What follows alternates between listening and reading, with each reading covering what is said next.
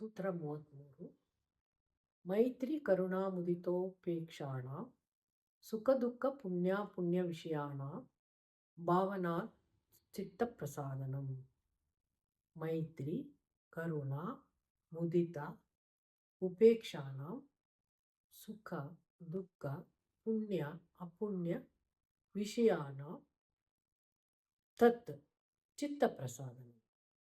ಮೈತ್ರಿ ಅಂದರೆ ಸ್ನೇಹ, ಮುದಿತ ಅಂದರೆ ಸಂತೋಷದ ಭಾವ, ಪ್ರಸನ್ನತೆ,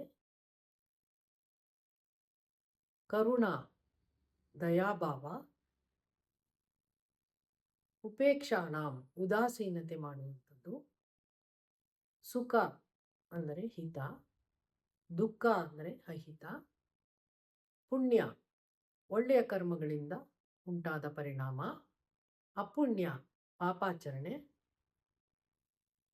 ವಿಷಯಾಣ ವಿಚಾರಗಳಲ್ಲಿ, ತತ್ ಅದು, ಚಿತ್ತಪ್ರಸಾದನಂ ಅಂದರೆ ನೆಮ್ಮದಿಯನ್ನು ತಂದುಕೊಡುವಂಥದ್ದು.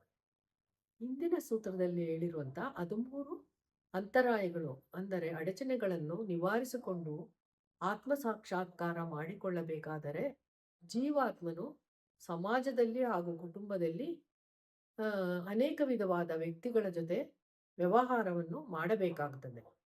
ಈ ಸಂದರ್ಭದಲ್ಲಿ ಅವನಲ್ಲಿ ಕೆಲವೊಮ್ಮೆ ಮನಸ್ಸಿನಲ್ಲಿ ಪ್ರಕ್ಷುಬ್ಧತೆ ಉಂಟಾಗುತ್ತದೆ.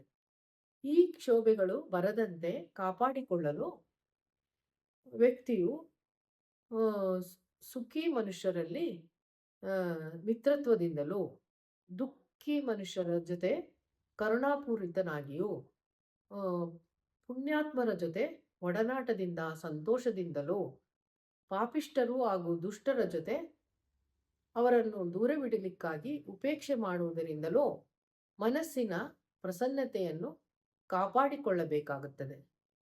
ಆಗ ತನ್ನ ಗುರಿ ಮುಟ್ಟಲು ಅಂದರೆ ಆತ್ಮ ಸಾಕ್ಷಾತ್ಕಾರವನ್ನು ಹೊಂದಲು ಅವನಿಗೆ ಸಾಧ್ಯವಾಗುತ್ತದೆ. ಸೂತ್ರ 34.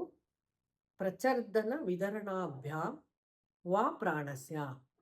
ಪದಗಳ ವಿಭಾಗ. ಪ್ರಚರ್ದನ ವಿಧರಣಾಭ್ಯಾಂ ವಾ ಪ್ರಾಣಸ್ಯ. ಪದಗಳ ಅರ್ಥ. ಪ್ರಚರ್ದನ ಮೂಗಿನಿಂದಾಗಲಿ ಬಾಯಿಯಿಂದಾಗಲಿ ಹೊರಗೆ ಉಸಿರನ್ನು ರಭಸವಾಗಿ ಬಿಡುವಿಕೆ. ವಿಧರಣಾಭ್ಯಾಂ ಅಂದರೆ ಮೂಗಿನಿಂದ ತೆಗೆದುಕೊಂಡ ಉಸಿರನ್ನು ಒಳಗೆ ಸ್ವಲ್ಪ ಹೊತ್ತು ಇಟ್ಟುಕೊಳ್ಳುವುದು, ಅಂದರೆ ಅಂತರ್ಕುಂಭಕ. ವಾ ಅಂದರೆ ಅಥವಾ, ಪ್ರಾಣಸ್ಯ ಅಂದರೆ ಉಸಿರಾಟದ ಅರ್ಥ.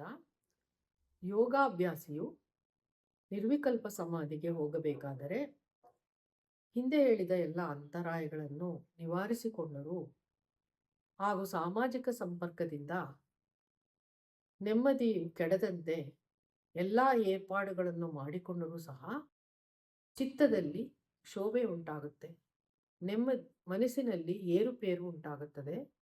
ಈ ಏರುಪೇರುಗಳನ್ನು ಉಸಿರಾಟದ ಮೂಲಕ ಅಂದರೆ ಪ್ರಾಣವನ್ನು ನಿಯಂತ್ರಿಸುವುದರ ಮೂಲಕ ಮನಸ್ಸಿನ ಶಾಂತತೆಯನ್ನು ಕಾಪಾಡಿಕೊಳ್ಳಬಹುದು ಎಂದು ಮಹರ್ಷಿ ಪತಂಜಲಿಯವರು ಈ ಸೂತ್ರದಲ್ಲಿ ತಿಳಿಸಿರುತ್ತಾರೆ.